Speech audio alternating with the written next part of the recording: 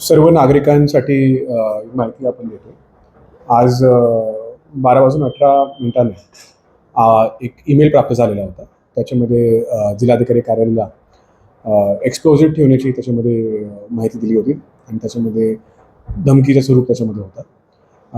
तात्काळ त्याच्यामध्ये संपूर्ण जो परिसर आहे त्याला इव्हॅक्युएट करण्यात आला.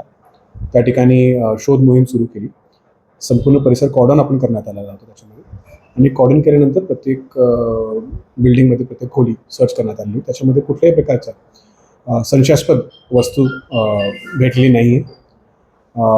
त्यानंतर संपूर्ण परिसरला आता कॉर्डन करून आम्ही तरी ठेवलेलं आहे.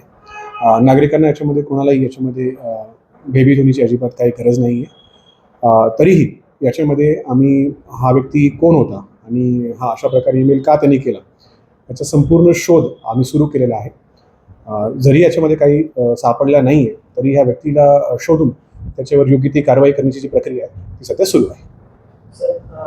त्या संदर्भात तुम्हाला प्राथमिकदृष्ट्या काय वाटतं, म्हणजे हा जो मेल आहे तो करणारा कोणत्या माइंडचा असा? एक्झॅक्टली त्याच्या मनात काय आहे ते आता सध्या तरी नाही सांगता येईल. परंतु कारण आम्ही BDS शोध तर संपूर्ण परिसरचा घेत